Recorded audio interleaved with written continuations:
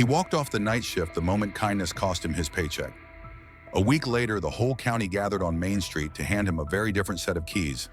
Paid in full. Caleb Turner never imagined he'd one day be watching the sunrise through the foggy windows of a roadside diner, standing behind the counter with a chipped name tag pinned to his chest. But that's where life had brought him. At 45, under the buzz of tired fluorescent bulbs and the lingering scent of yesterday's coffee. Hillside Express sat along Highway 97, a small cafe tucked between an abandoned gas station and a forgotten motel. On the map, it was just a speck.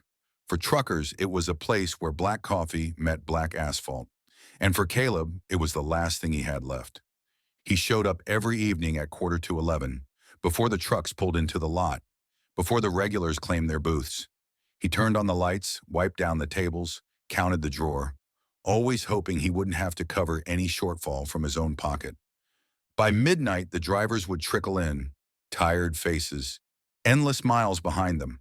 Caleb served them all, without small talk, without a smile, just hot food, a full mug, and a clean check. He used to live differently. For nearly 20 years, he worked on diesel engines, garages along the northern routes from Spokane to Coeur d'Alene. He could hear engine trouble before the driver noticed. He could feel misfires through his fingertips. But then came automation, and with it, layoffs. Caleb didn't protest. There was no time. He had bills to cover and his sister's hospital tabs piling up. Now his wrench was a coffee pot, the scent of motor oil replaced by burnt bacon. He got paid minimum wage and tips were like the weather, sometimes kind, mostly barren. But it was honest work. And each morning before locking up, Caleb took a walk through the back lot, past the 3 rusted gates of the old service bay that used to be part of the cafe. They hadn't opened in years, but he still checked them, out of habit, out of respect. The tools were long gone, but the empty bays reminded him of who he used to be. The world outside had forgotten men like him, but inside Hillside Express, for a few hours each night, Caleb still felt like he had a place. The night shift didn't start by the clock. It started with a sound, the sharp click of the door when the first trucker stepped inside, brushing road dust and weariness off his jacket. For Caleb, that was the signal. The silence was over. The rhythm began. Pour, heat, check, receipt. He knew all the faces, though he never asked names. The man with the swollen knee always ordered eggs, no salt. The young guy in a brand new vest wanted a veggie burger, no sauce. The woman trucker hauling dairy from Idaho took black coffee in a travel mug and 2 sandwiches, for later. Caleb didn't smile, but there was respect in how he served. He understood these people carried hundreds of miles of loneliness behind them, tight schedules that didn't tolerate delay, and a constant battle against exhaustion. He used to be the guy who kept their trucks running. He knew how much reliability mattered. Now he just poured coffee, but with the same precision he once used setting ignition timing. He didn't allow himself to slip. Half his tips went into a tin under the sink, his sister's medical fund, as he called it. The other half went toward rent. There was no room for extras. The coffee maker groaned like an old generator. The toaster whined. Sometimes the oven buzzed. Outside there was the scrape of brakes, the rumble of heavy wheels. All of it blended into a constant roadside symphony, each customer a verse, and Caleb the quiet refrain. By dawn his hands ached from trays and wiping cloths. Sometimes he allowed himself a short break, stepped out back and looked at the old service doors. Nothing happened there anymore. Once, this was where oil got changed and clutches got tuned. Now, rust, trash, and the smell of damp concrete. Still, Caleb walked past as if someone, maybe God, maybe someone like him, might one day open them again. He didn't feel pathetic, broken, yes, exhausted, absolutely, but not pitiful. He was doing what he could. The garages didn't need him anymore, taken over by tablets and algorithms. But here, behind the counter, during the hours when everyone else slept, he was needed. And yet, between orders, his mind would drift. Back to who he used to be, to the scent of motor oil, to his father's words, "If the work is honest, your hands aren't dirty, they're alive." He remembered the first diesel pump he ever disassembled, his sister handing him a sandwich on a garage bench, his mother washing his coveralls by hand. The night shift had no room for self-pity. You had an order, a check, and another behind it. But in those quiet minutes between 2:30 and 3 o'clock, when no one walked in and the radio played something out of date but gentle, Caleb let himself stare out the window. Out there, highway, trucks, scattered stars, and maybe someone else also looking for a light in the window. He didn't yet know those minutes were about to become decisive, that in one such shift, someone would walk through the door and change everything. But for now, just coffee, a check, and the next chime of the doorbell. That night, the rain didn't fall in drops. It came down like the sky itself had decided to settle on the earth. Truckers didn't stop. The ones already on the road sat idle in their cabs, waited on shoulders, or flew past the diner without glancing at its lights. Inside it was quiet. The oven hummed, but there hadn't been an order in half an hour. Caleb stood behind the counter, sorting old paper receipts. He was checking if the earnings would cover the electric bill when he heard the gentle chime of the doorbell. He looked up. No one. Just the door swinging shut behind a gust of wind.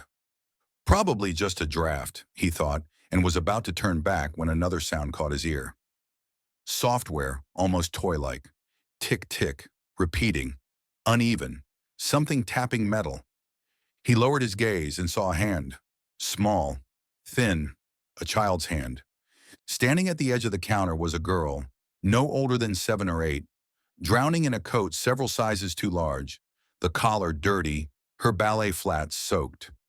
Her face was pale, weary, strands of wet hair clinging to her cheeks. In one hand, she held a coin and tapped it gently against the metal edge of the counter. Caleb froze. Part of him wanted to rush out from behind the counter, bring her something warm. But another part, colder, cautious, whispered, "Wait, don't rush." He glanced at the camera in the corner. The red light was on. What if her mother walked in and made a scene? What if it was a trap? The camera would show him ringing up a fake order. The reporting system would flag it instantly. And if they called him in tomorrow morning, what would he say? That he served a little girl because she reminded him of someone from the past? That wouldn't be enough. He reached for the register, ready to say something. But then he noticed the girl wasn't begging. She wasn't crying. She didn't speak. She just stared. The coin in her fingers tapped with a rhythm that felt like it was all she had left. What rose inside him wasn't pity. It was memory. He had seen a girl like this once, on a black and white photo in his sister's pocket, and even earlier, in the mirror standing in the kitchen doorway of someone else's home, hoping not to be turned away.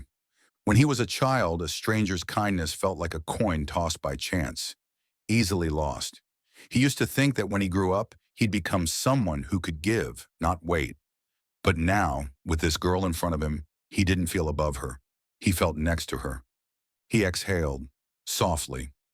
If this gets me fired, so be it. But if I turn away now, what's the point of any of it? Caleb stepped out from behind the counter and crouched beside her. The girl didn't look away. She didn't ask, didn't explain. She simply offered the coin. What can I get for this? That's what her eyes seemed to ask. It was a 25-cent piece. He knew the menu by heart. It couldn't even buy tea. He stood. Moving quicker than usual, he walked to the register and rang up a ticket. Staff order, kitchen test, chicken and potatoes. The simplest, the warmest. He didn't explain, didn't ask. Just placed the tray on the counter where the girl now sat, legs dangling off the stool. She smiled, wide and real, like someone who, for the first time in a week, wasn't trembling anymore. While she ate, he sat on the other side of the counter, pretending to tinker with the coffee machine. Inside, he was boiling. He knew the camera was rolling, that the reports would be reviewed, that this wasn't just a gesture, it could be a ticket to nowhere. But he watched her, watched how carefully she picked up each piece of chicken with her fingers, holding it as if afraid it might vanish. And he realized, even if everything fell apart tomorrow, it was worth it. When she finished, she walked over, placed the same coin back on the counter, payment, and ran out into the night, into the rain. Caleb never asked her name. The coin remained on the counter until the end of the shift. cold like everything waiting for him in the morning. But it carried something real, something he hadn't felt in a long time. At sunrise, Hillside Express looked especially worn. The neon sign still flickered, but the paint on the letters peeled like an old warehouse banner. Inside, it smelled of yesterday's bacon and overboiled coffee. Everything was quiet. Even the radio had gone silent. Caleb washed the griddle, wiped down the counter, flipped the close sign. The clock read 5:12. Nothing about the morning differed from the last 100. He changed in the back room, stuffed his uniform into a plastic bag, and, as always, glanced at the iron-faced clock near the exit. He was about to leave when the door clicked open. Standing on the threshold was the manager, Ron Monroe. Cold eyes, tie still tight, even on the night shift. He walked in without greeting and headed behind the counter. Caleb felt a chill settle in his gut. He knew instantly. This wasn't a regular day. "You rang up an interesting item last night," Ron said, staring at the screen. His fingers clicked the keys with the certainty of someone who'd already made up his mind. "Kitchen test, huh? You ordered yourself fried chicken at 2:45? Caleb said nothing. Not out of defiance. There were simply no words left inside. Just a hollow like a drenched backpack. Not even anger. Just a strange relief. Maybe I wanted this, he thought. Maybe that gesture wasn't a sacrifice, but a way out. A slammed door without having to open it yourself. To feed someone, yes, but also to prove to himself he was still alive, still capable of something that mattered beyond those walls. He glanced toward the faded menu board. Ron, surprisingly, spoke again, quieter now. "I grew up on food stamps. I know what it's like when dinner depends on someone else's kindness, but my hands are tied." His tone was nearly formal, but exhaustion crept through, not just with Caleb, but with it all. Reports, policies, the system. "You think I enjoy firing the one guy who does the job best? We've got cameras, reports, an owner. If I don't act, someone replaces me." He pulled out the pink slip. Signature, date, company seal, all already there. Caleb didn't argue. He took the paper, folded it, and slipped it into his pocket. Not out of pride, but because arguing with a man who's been trapped in the same rules for too long is pointless. He walked into the misty morning, clutching a box of his belongings: apron, notebook, flashlight, lidless thermos. The rain fell gently, like an apology. The walk home was short but heavy. He stared at the wet pavement, searching for answers. This wasn't just a closed door. It was like being formally declared unnecessary. And deep down, he couldn't say he was surprised. At home, the mailbox held a yellow envelope. He knew what it was immediately. Eviction notice. 30 days to pay or leave. The deadline had passed. Stamped at the bottom, property owner. No name, no words. He stepped inside. Opened the fridge. 2 eggs, a jar of mustard, a dried-out piece of bread. He sat on the stool, placed the pink slip in front of him, and stared at it for a long time. Not with sorrow, not with rebellion, with silence. "I used to know why I woke up in the morning," he thought. "Now, I'm just counting how many mornings are left." He didn't know how long he sat there. Later, he went to the local employment office. On the board, packer, night watch, freight unloading. He signed up for an interview at a logistics company. That same night, they turned him down. "You're 45, Mr. Turner," they said. "We're looking for someone more mobile." The next day, he sat down with a sheet of paper, started listing which tools he could sell: torque wrench, old welder, compression tester. What once meant trade now became digits and slashes in a notebook. That evening, his sister came by. He expected her to just sit quietly, but she stood in the doorway, silent for a moment, then said, "You know, Caleb, sometimes a good deed is just a one-way ticket to nowhere." He flinched. Her words felt almost like reproach, as if they said, "I needed you, and you chose to be kind to someone else." But she continued softer, "But you still did the right thing." He didn't answer, just nodded. But inside, something unsettled lingered, not from her words, but from his own reaction to them. There was too much silence in him, and too little certainty that he still knew where he belonged. He stood, tucked the paper into a drawer, then sat again. switched on the lamp, and wrote in the notebook's margin, "If there's still one match left, it's not over." 100 kilometers from Hillside Express, train engineer Ethan Walsh entered his fourth sleepless night. The control panel of the locomotive trembled under his palm. Gauges blinked in yellow light, but all he could see was a single face, his missing daughter, Emma. A week earlier, she had run out after an argument, carrying only a backpack and some coins. The police had filed a report, printed flyers, and shrugged. Teenagers usually come back. But for Ethan, each passing hour felt like another mile of rail disappearing into the dark. Just before leaving the River Falls depot, he braked the train and jumped down toward the maintenance car where technician Brandon was checking brake hoses. "You're pulling another shift with no sleep? You've lost it," Brandon grumbled. "Losing it is sitting still while your kid disappears," Ethan shot back. "All you guys do is quote procedure." "We're not heartless, Ethan. It's just, rails don't bend for personal drama." Ethan clenched his fists, then sighed. "I wasn't home when she left. I just want to be where I should have been." Brandon didn't argue, just nodded. At dawn, Ethan switched the train to a sidetrack. While the diesel engines cooled, he scrolled through forums on his phone, searching, girl, brown coat, 4 feet 9 inches tall, and then he found a post. Little girl fed for free on Highway 97. Camera caught a hug from the diner guy. A photo, a girl clutching a box of food, a man in a faded apron behind her. Ethan recognized Emma instantly. Same braids, same butterfly patch on her sleeve. In the diner window, his own rig's reflection. He'd been there that night. Fate had left a trace. An hour later, he was parked outside the cafe. The door was locked. Inside, only a flickering security light. On the porch lay a folded newspaper. The headline read, "Employee fired for giving child a free meal." Name, Caleb Turner. Photo, tired eyes, same man from the frame. Ethan drove to the local highway patrol station, asked for surveillance footage. They showed it. The girl climbing into a mail truck, heading toward Chester Creek Freight Terminal. The only way to reach her now, by rail. He returned to the engine. No clearance. But the night dispatcher saw the printout and just gave a silent nod. The train rolled out. Over the radio, Ethan relayed her description to passing engineers. Asked them to check sidings, ramps, loading docks. By evening, the train slowed as it approached Chester Creek. There was the truck, nearby, a small figure, shivering. Ethan jumped down. His heart pounded louder than the horns. "Emma!" he called. The girl looked up, and through the engines and the cold, Ethan heard her first breath in a week. She ran to him, and the invisible shell around her cracked open. There on the gravel of the freight yard, Ethan realized 2 things.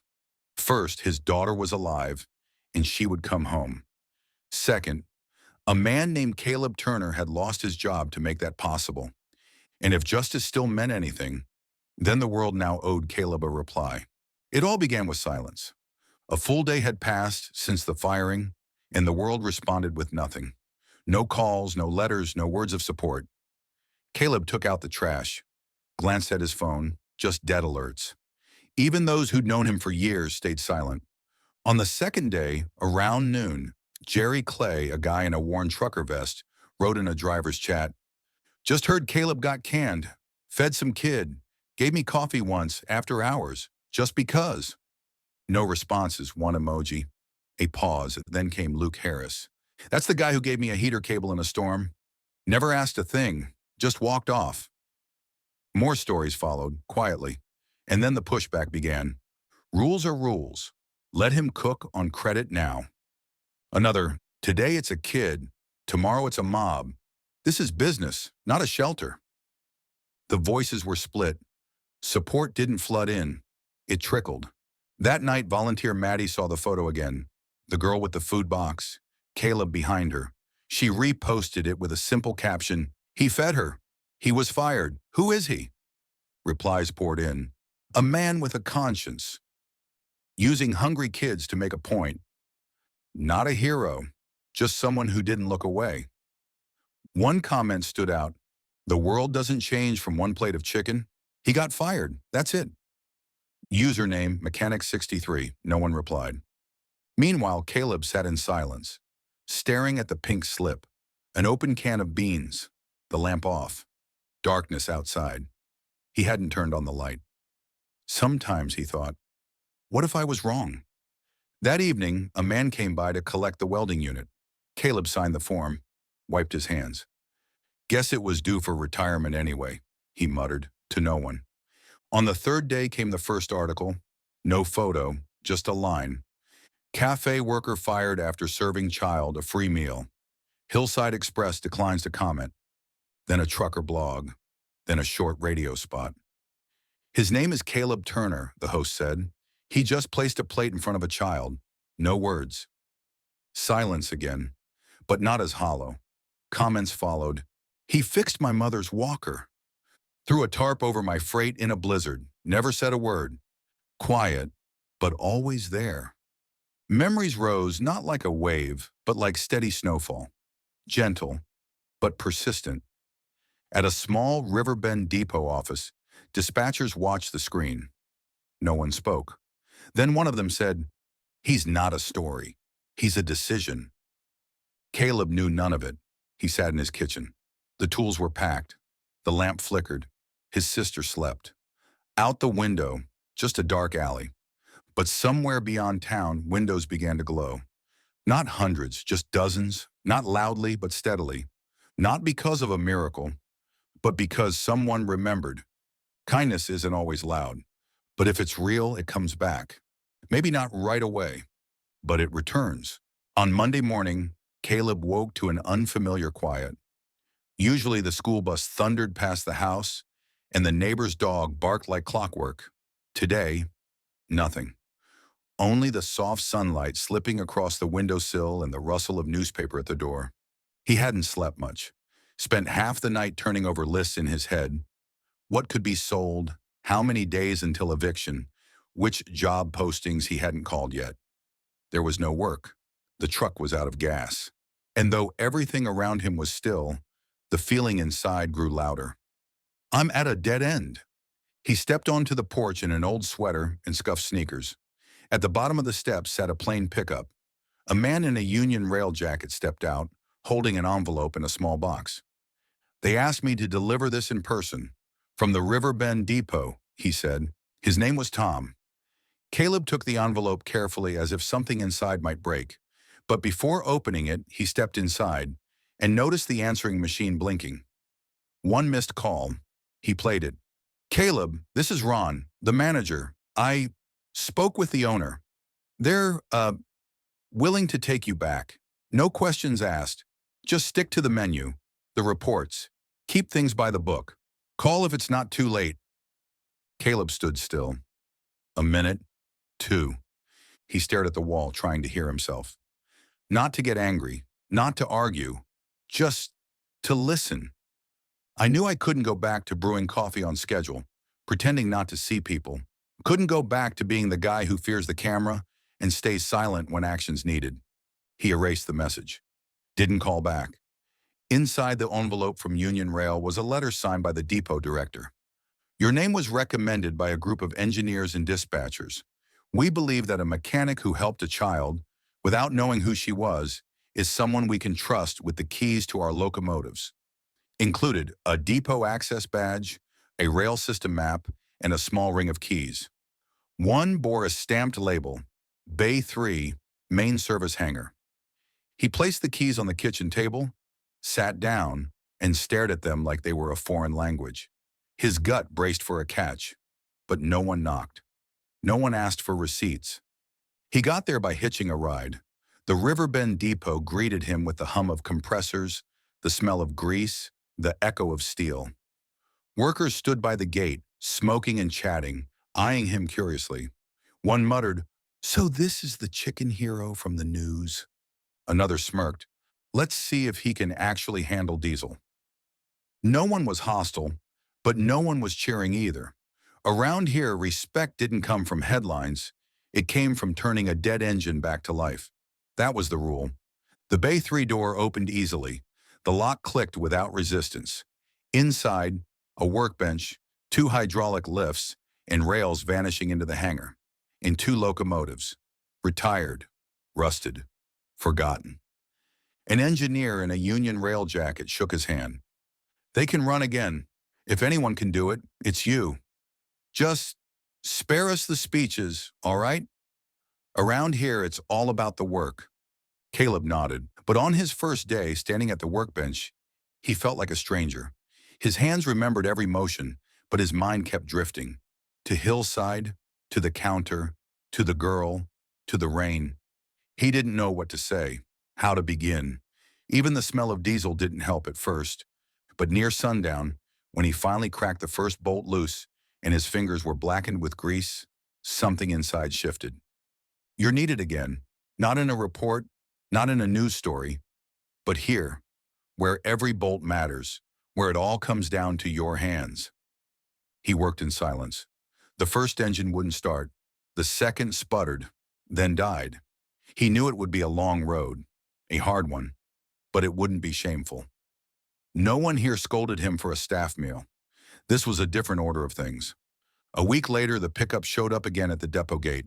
Behind the wheel, Edward, Emma's father. He didn't get out right away. Eventually, he stepped forward and handed Caleb a lunchbox and a white envelope. Inside was a handwritten note, childlike and careful. Thank you for not being afraid. Caleb folded the paper and tucked it into his chest pocket. He didn't reread it, just kept it close. He didn't yet know that ahead lay more than just new engines. There would be a new rail car, new fatigue, and new evenings where work would smell not just of diesel, but of bread, potatoes, and something that stays when words are long forgotten. 6 months later, the winter wind had stripped the last letters from the old Hillside Express sign. The cafe stood in darkness, a forgotten drawer on the shoulder of Highway 97. Rust on the doors, a shattered window, the doorbell gone. No one tried to fix it. Further down the abandoned spur where freight trains used to maneuver stood a repainted refrigerator car. No flashy sign, just a wooden plaque nailed with crooked screws. Second supper. Inside it was modest. Tables creaked. The stove broke every other week. The freezer leaked. They ran out of pasta in the pantry. One night they had to close early, short on hands. Another night, a short circuit killed the lights and people ate by candlelight. For now, second supper opened only on Mondays and Thursdays. Some nights, 7 people showed up. Other times, 2. Once, none. No one complained. No one clapped. Some neighbors grumbled, "This place just attracts vagrants. Who even comes here?" Caleb answered simply, "Everyone starts somewhere." He came straight from the depot. His hands smelled of diesel. Often he didn't even take off his gloves. Easier to lift the oven grate or carry the heavy pots. The fatigue lodged in his shoulders, but he didn't complain. Just stayed quiet and worked. Emma came too. Sometimes she snapped. Sometimes she was silent. Once, she tossed a knife into the sink and walked out without a word. 2 days later, she returned, sat down, began peeling onions without meeting his eyes. Caleb didn't ask, just stayed close. He understood. Her road wasn't straight, and he wasn't a savior. He just didn't turn away. One evening after everyone had left, she asked, "You really think this changes anything?" He wiped his hands on a towel, sat across from her, stayed quiet for a moment. "I don't know," he said. "Sometimes I think, maybe not." She stared into the pot. "Then why do it?" she asked. He shrugged. "We're not saving the world. We're just not turning away." Sometimes her father came too, Edward. Quiet, dropped off crates, checked shelves, left without a word. Caleb's sister sat by the window with a calculator, jotting in the margins. Gas, 2 days. Oven, service check. Butter, negative. One night Caleb asked, "We holding on?" She nodded. "For now, almost." On the wall hung 2 photos. Caleb, in coveralls, holding the Bay 3 key. Emma, with a headband, holding a ladle. Between them, a printout from an old printer. One warm supper isn't a solution, but sometimes it's all you can give. When the night ended, the doors closed, and only a couple of tea mugs remained. The street outside was dark. Wind. Emptiness. But from the windows of Second Supper, amber light still spilled. Quiet and real. Caleb lingered at the doorway, took off his gloves, slipped them into his pocket, looked toward the old cafe.